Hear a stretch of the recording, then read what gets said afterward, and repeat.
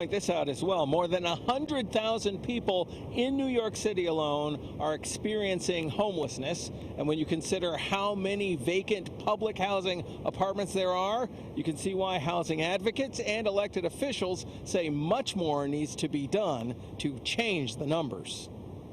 NYCHA is the largest public housing system in the country, and that system is more than 96% full. But with more than 161,000 apartments in the system, that means a lot of potential homes are empty.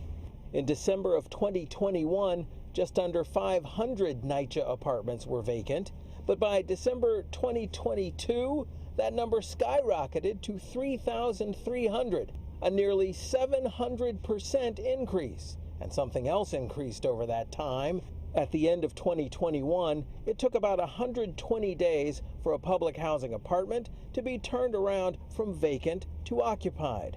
That time rose until December 2022, when it took 260 days. I'm very surprised when you have so many people in the shelters. I just don't think it's right. Those are NYCHA residents who mentioned the same concerns that city council leaders expressed. We shouldn't have to wait that long. At a hearing of the Public Housing Committee, the chief operating officer and a vice president of NYCHA had to answer for the numbers. Hire more people into city service so that we can get these apartments fixed up, so that we can move people out of shelters and we can provide a decent place for people to live. For their part, the NYCHA officials said that some apartments can need significant restoration work, in addition to asbestos and lead removal, the standards for which have gotten more strict in the last year.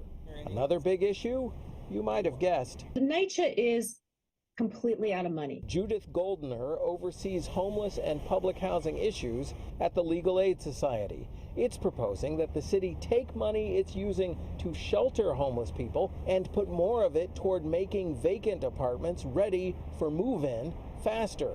She says the city's Housing Preservation and Development Agency can help significantly. Let's use HPD, who has folks who do this kind of emergency repair, and they can do it faster. And the numbers you heard there were for simply vacant apartments. There's an additional 3,700 units in public housing that are unoccupied for a variety of other reasons. All the more reason why housing advocates say that the city needs to take whatever resources it can and change this situation as fast as possible.